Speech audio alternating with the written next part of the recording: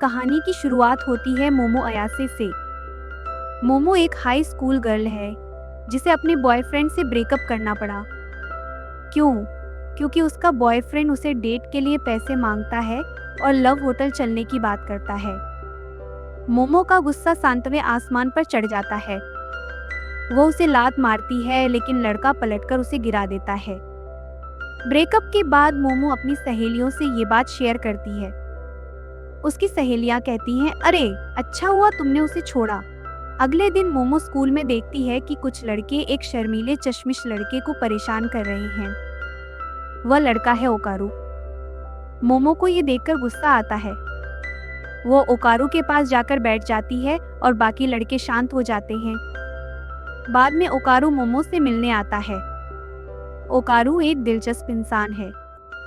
वो कहता है कि उसे एलियंस और यूएफओ में पूरा विश्वास है। मोमो का रिएक्शन? मोमो हंसते हुए कहती है, ये सब फर्जी बातें हैं, असली चीज तो भूत और आत्माएं हैं। दोनों के बीच बहस हो जाती है कि भूत असली होते हैं या एलियंस। ओकारू मोमो को चैलेंज देता है कि वह एक डरावनी जगह पर जाकर एलियंस के सबूत लेकर दिखाए। वहीं मोमो उसे चैलेंज देती है कि वह एक भूतिया जगह पर जाकर खुद भूत देखे। दोनों इस शर्त को मान लेते हैं। रात के समय मोमो और ओकारू अपनी अपनी चैलेंज की जगह पर जाते हैं। मोमो एक पुरानी और सुनसान हॉस्पिटल की छत पर जाती है। वहाँ की हालत खौफनाक है। अचानक उसे आसमान में अजीब रोशनी दिखाई देती है। कुछ पलों में एलियंस आते हैं और मोमो को किडनैप कर लेते हैं। दूसरी तरफ ओकारू एक भूतिया टनल में जाता है। वहाँ उसे एक डरावनी बुजुर्ग महिला दिखाई देती है जिसे लोग टर्बो ग्रेनी कहते हैं। टर्बो ग्रेनी का भूत उसके पीछे भागता है। ओकारू को समझ नहीं आता कि वो खुद को कैसे बचाए। मोमो को एलियंस ने पकड़ा, लेकिन मोमो की साइकिक पावर जाग जाती है। वो अपने दम पर एलियंस को हराने की कोशिश करती है। वहीं ओकारू पर टर्बो ग्रेनी का कर्स लग जाता है। अब वो उस भूत के चंगुल में फंसा हुआ है। किस्मत से मोमो और ओकारू की मुलाकात होती है।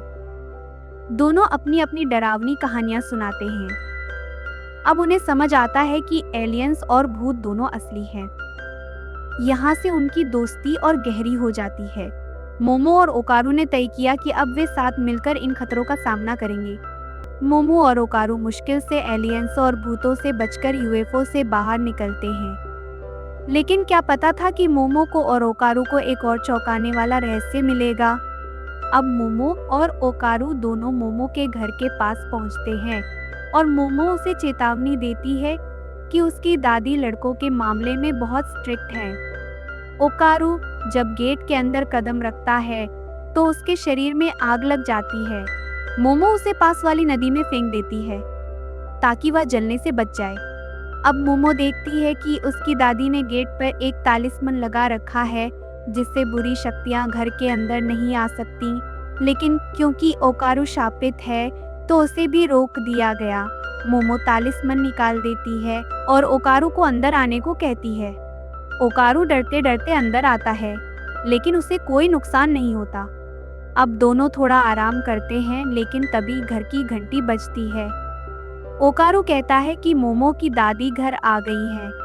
मोमो कहती है कि ये घंटी पहली बार सुन रही है और दादी ने बताया था कि उनके घर में 2 घंटियां हैं, एक इंसानों के लिए और दूसरी बुरी आत्माओं के लिए। मोमो ने तालिस्मन हटा दिया था तो अब भूत आ चुके थे, लेकिन फिर जो होता है वह बिल्कुल रोमांचक है।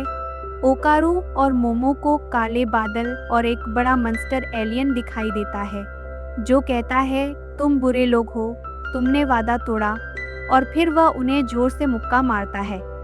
लेकिन ओकारू और मोमो बमुश्किल उससे बचते हैं। अब ओकारू और मोमो को पता चलता है कि ये कोई भूत नहीं बल्कि फ्लैटवुड्स एलियन है जो 3 मीटर लंबा होता है। मोमो अपने साइकिक पावर से इस एलियन को हराने की कोशिश करती है, लेकिन कुछ नहीं हो पाता। ओकारू कहता है कि उसे डर नहीं लगता और वह एलियन से लड़ने के लिए तैयार हो जाता है। फिर ओकारू ग्रेनी के कर्स में ट्रांसफॉर्म हो जाता है। उसकी ताकत अब अविस्मरणीय हो चुकी है। ओकारू और मोमो एलियन को हराने के लिए फिर से अपनी योजना तैयार करते हैं। ओकारू एलियन के पैर तोड़ता है और मोमो उसे गिरा देती है। लेकिन एलियन फिर से अपनी ताकत दिखाता है और मोमो को दीवार में मार देता है। लेकिन मोमो ने अपनी चाल चल दी थी। उसने गेट पर तालिस्मन वापस लगा दिया, जिससे एलियन जलकर खत्म हो गया और दोनों वापस अपनी दुनिया में आ गए। लेकिन अब ओकारू का कर्स बढ़ने लगा और वह पूरी तरह से टर्बो ग्रेनी में ट्रांसफॉर्म हो गया।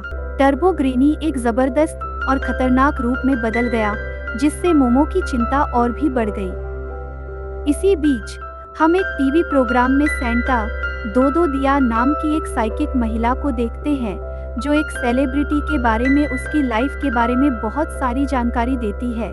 वह बताती है कि उस सेलिब्रिटी की उम्र 83 साल है, उसकी शादी हो चुकी है और एक बच्चा भी है और उसकी पसंदीदा चीज करी है। लेकिन जब सेलिब्रिटी खुद सामने आता है, वह यह सारी बातें गलत साबित करता है। वह बताता है कि वह तो केवल 20 साल का है, अभी सिंगल है और उसे करी नहीं बल्कि रामन पसंद है। यह देखकर लोग हैरान हो जाते हैं कि एक साइकिक इतनी गलत कैसे हो सकती है। जब प्रोग्राम खत्म होता है तो मैनेजर इस बात पर चर्चा करते हैं कि क्या वह साइकिक इतनी गलत कैसे हो सकती है। इसके बाद वह साइकिक महिला एक टैक्सी में बैठकर अपने घर लौटने लगती है और टैक्सी ड्राइवर उसे पहचान लेता है। वह उससे पूछता है कि क्या उसे सच में साइकिक पावर्स है। साइकिक महिला ड्राइवर से कहती है कि कार रुकवा दे और उसे यहीं पर उतरना है। ड्राइवर को लगता है कि शायद वह नाराज हो गई है, लेकिन साइकिक महिला उसे चेतावनी देती है कि अगर वह अपना जीवन सुरक्षित रखना चाहता है तो उसे तुरंत कार छोड़ देनी चाहिए। इधर ओकारू का रूप अब टर्बो ग्रेनी में बदल चुका था और वह बहुत ही खतरनाक स्थिति में था। ग्रेनी मोमो को पकड़कर उसे खाने ही वाली थी, लेकिन अचानक उसे एक तगड़ा हमला पड़ता है और वह नदी में गिर जाती है। यह हमला साइकिक महिला, जो कि मोमो की दादी सेको थी, ने किया था। सेको को लगता था कि मोमो फिर से किसी आवारा लड़के को घर ले आई है, लेकिन जब वह ओकारू को देखती है तो पता चलता है कि यह तो एक बहुत बड़ा मॉन्स्टर है। ग्रेनी ओकारू को देखकर हमला करने की कोशिश करती है, लेकिन जैसे ही वह उसके पास पहुंचती है, वह जलने लगती है। सेको अपनी तेज सोच और शक्तियों से ग्रेनी को हराने के लिए जाल बिछाती है। वह ग्रेनी को एक जाल में फंसा देती है और उसे बताती है कि अगर वह उस जाल को पार करने की कोशिश करेगी तो वह मर जाएगी। सेको ने अपने स्पिरिचुअल पावर्स का उपयोग करके ग्रेनी को पूरी तरह से कंट्रोल कर लिया है।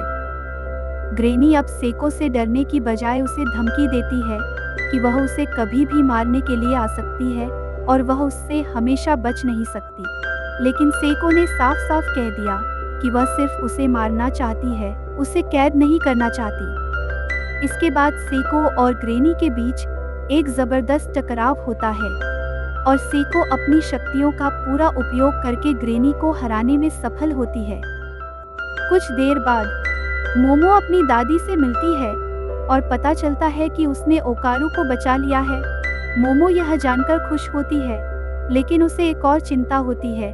वह पूछती है कि ओकुन कहाँ है और सेको बताती है कि ओकारू श्राइन में है। मोमो बेताबी से श्राइन की ओर दौड़ती है और जब वह वहां पहुंचती है तो देखती है कि ओकारू चावल खा रहा है। मोमो को देखकर ओकारू बहुत खुश होता है, क्योंकि उसे लगता था कि टर्बो बनकर उसने मोमो को मार दिया होगा। मोमो ओकारू को देखकर कहती है, चश्मिश, तुम अब भी जिंदा हो। लेकिन ओकारू को यह सब देखकर बहुत राहत मिलती है।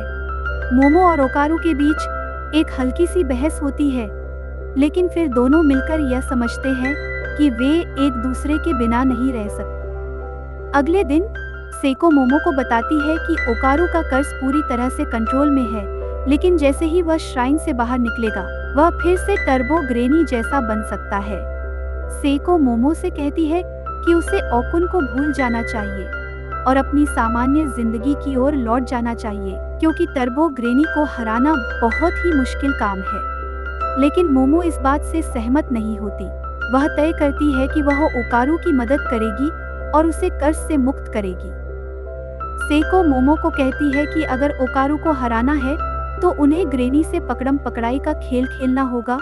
ग्रेनी को अपनी स्पीड पर बहुत घमंड है, लेकिन उसे पकड़म पकड़ाई का चैलेंज देकर वह उसे कमजोर कर सकते हैं।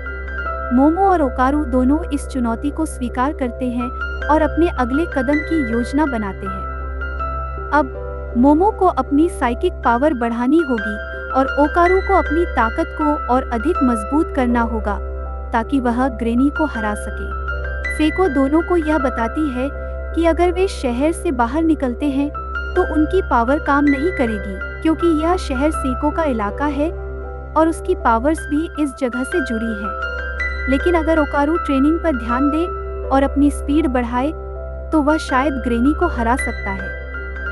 मोमो और ओकारू मिलकर ट्रेनिंग शुरू करते हैं और अपनी शक्तियों को बढ़ाने के लिए पूरी मेहनत करते हैं। वहीं ग्रेनी अपनी योजना को अंजाम देने के लिए टनल में आ जाती है और वह मोमो और ओकारू को डराने की कोशिश करती है। पिछले एपिसोड में हमने देखा कि टर्बो ग्रेनी मोमो और ओकारू को टनल में आने की चुनौती देती है। इस पर मोमो और ओकारू डरते डरते टनल की ओर बढ़ते हैं। जैसे ही वे टनल में घुसते हैं, एक अजीब डर का एहसास होता है। दोनों एक दूसरे को आगे बढ़ने को कहते हैं। मोमो योजना बनाती है कि वे टर्बो ग्रेनी को सोनो सिटी से बाहर ले जाएंगे ताकि वह अपनी लोकेशन बाउंड स्पिरिट की ताकत खो दे और कमजोर पड़ जाए। वे आश्वस्त हैं कि वे उसे हरा देंगे, लेकिन जैसे ही उनकी नज़र ग्रेनी के विशाल चेहरे पर पड़ती है, उनके होश उड़ जाते हैं। दोनों भागने की कोशिश करते हैं, लेकिन ग्रेनी चारों ओर से उन्हें घेर लेती है। मोमो बेसबॉल बैट निकालती है और उसे ग्रेनी पर फेंकती है, लेकिन ग्रेनी अपनी आंखों से बैट को निगल जाती है। हालात गंभीर होते जा रहे थे और ओकारू मोमो से अपने कर्ज को आज़ाद करने के लिए कहता है ताकि वह अपने मॉन्स्टर रूप में ग्रेनी से लड़ सके। ट्रांसफॉर्मेशन के बाद ओकारू जोश में ग्रेनी की ओर बढ़ता है, लेकिन अचानक उसकी पावर खत्म हो जाती है और वह फिर से इंसान बन जाता है। ग्रेनी हंसते हुए बताती है कि उसने ओकारू का कर्ज वापस कर दिया है, जिससे अब वह कमजोर हो गया है। मोमो को समझ नहीं आता कि क्या किया जाए, लेकिन उसे अपनी दादी की बात याद आती है कि टर्बो ग्रेनी को अपनी स्पीड पर घमंड है। मोमो चालाकी से ग्रेनी को रेस का चैलेंज देती है। ग्रेनी इसे स्वीकार करती है और रेस शुरू होती है। रेस के दौरान ग्रेनी अपनी चालाकी दिखाती है और गिनती में धोखा देती है। वह जल्दी से मोमो और ओकारू को पकड़ने की कोशिश करती है। स्थिति बिगड़ने पर ओकारू ग्रेनी की छाती पर काट लेता है, जिससे उसे दर्द होता है, लेकिन वह ओकारू को अपने काबू में ले लेती है और उसके कपड़े फाड़ देती है।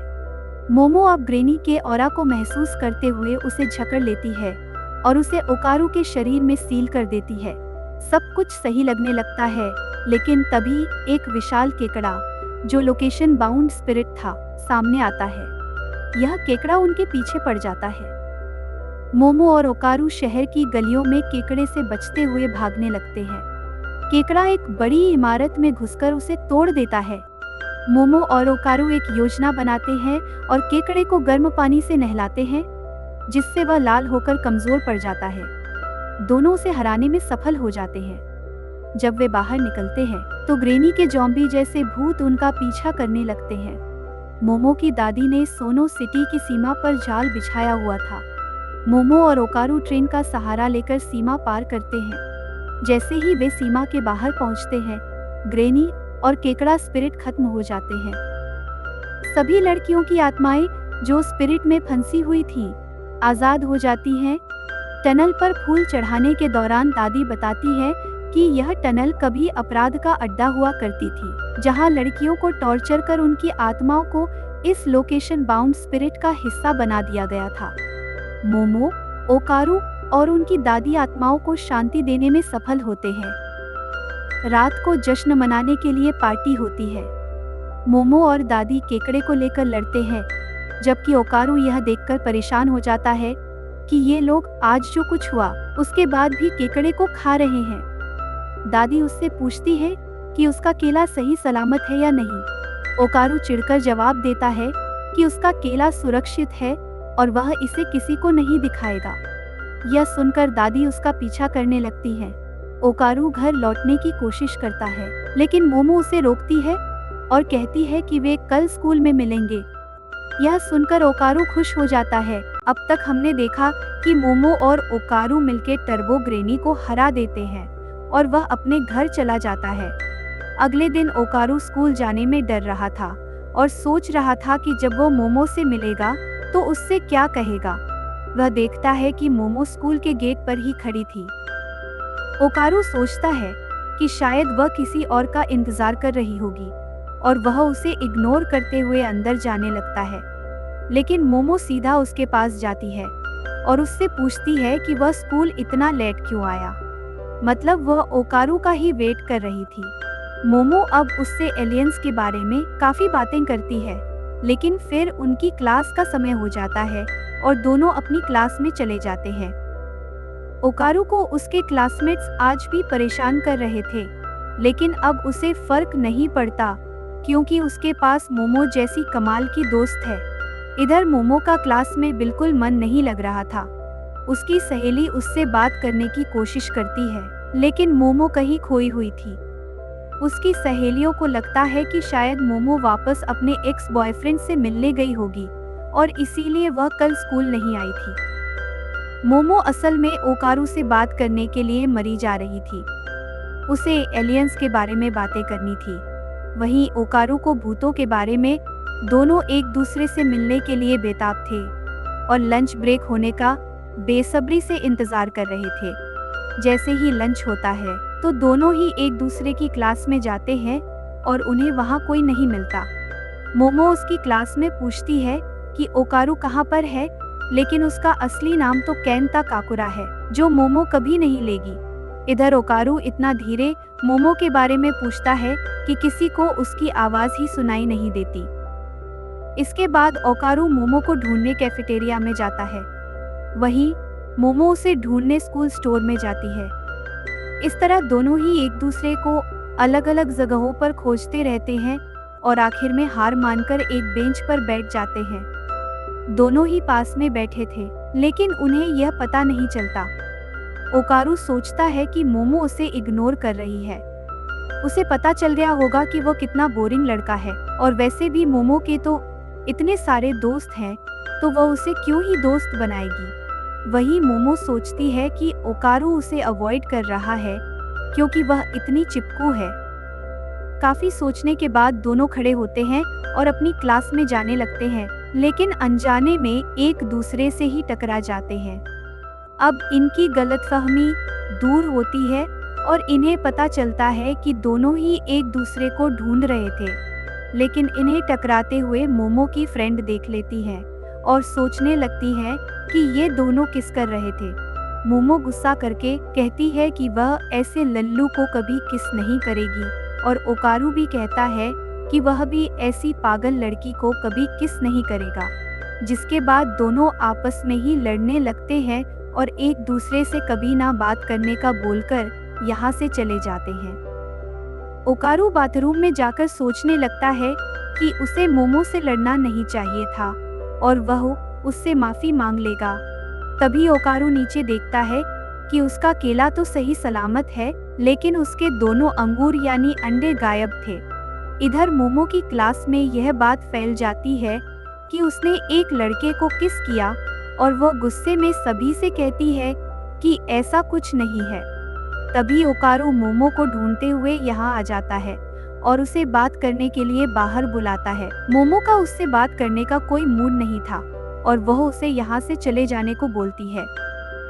ओकारू कहता है कि उसे कुछ खास बात करनी है अकेले में, पर मोमो साफ मना कर देती है और अपनी फ्रेंड्स से कहती है कि यह मेरा बॉयफ्रेंड नहीं है और फालतू की अफवाहें फैलाना बंद करो। मोमो उसकी एक बात सुनने को तैयार नहीं थी, तो ओकारू को लगता है कि मोमो को अपनी फ्रेंड्स के सामने उससे बात करने में शर्म आ रही है और वह निराश होकर वहां से चला जाता है। यह देख मोमो के फ्रेंड्स लोगों को भी बुरा लगता है कि मोमो को उसके साथ इतना सख्ती से पेश नहीं आना चाहिए। स्कूल की छुट्टी होने के बाद ओकारू एक लड़की से टकराता है जो कि काफी क्यूट थी और इसका नाम आयरा है। आयरा ओकारू से माफी मांगती है और उससे बात करने लगती है, जिससे ओकारू शर्मा जाता है। आयरा उसके साथ काफी फ्रेंडली हो रही थी। वहीं इधर मोमो कोने किए पर पछतावा हो रहा था। तभी वह ओकारू को आयरा से बातें करते देख लेती है और ओकारू दांत दिखाकर हंस रहा था। मोमो सोचती है कि ओकारू के तो कोई दोस्त नहीं थे, तो फिर यह लड़की कौन है। आयरा फिर अपनी दोस्त के साथ यहाँ से जाने लगती है और बोलती है कि वह लड़का कितना बड़ा लल्लू है। मैंने उससे प्यार भरी बातें क्या कर ली, वह तो मुझ पर लट्टू हो गया होगा। मेरे जैसी क्यूट लड़की से तो उसने कभी जिंदगी में बात नहीं की होगी। वह लल्लू अब मेरे सपने देखता रहेगा। मोमो ये सब सुन लेती है और अपनी साइकिक पावर से एक बर्तन उठाकर आयरा के सिर पर मार देती है, जिससे आयरा वहीं गिर जाती है और उसकी दोस्त सोचने लगती है कि आखिर यह बर्तन आया कहाँ से। ओकारू उसे जाने लगता है, लेकिन मोमो उसे पकड़ लेती है और काफी फ्रेंडली होकर कहती है कि चलो साथ में घर चलते हैं। इस चश्मे में तुम और भी हैंडसम लग रहे हो। कुछ बुद्धू लड़कियां यह देख ही नहीं पाती और फिर उनके सिर पे बर्तन आके गिरता है। मोमो यह सब आयरा को सुनाने के लिए कह रही थी। रास्ते में मोमो ओकारू से माफी मांगती है। जब वह टकराए तो मोमो काफी गुस्सा हो गई थी, लेकिन ओकारू की दोस्त होने में उसे कोई शर्म नहीं है। यह बात सुन ओकारू को खुशी होती है और दोनों ही शर्माने लगते हैं। लेकिन फिर ओकारू चिल्लाकर कहता है कि एक बड़ी दिक्कत हो गई है। वह मोमो से पूछता है कि हमने टर्बो ग्रेनी को हरा दिया था ना। मोमो कहती है कि हाँ, हमने उसे हरा दिया था और ओकारू का कर्ज भी जा चुका है। ओकारू कहता है कि उसका केला तो उसे वापस मिल गया है, लेकिन उसके दोनों अंडे गायब हैं। यह सुन मोमो जोर जोर से हंसने लगती है और उसे अपने घर लेकर जाती है। यह एपिसोड यहीं पर एंड हो जाता है।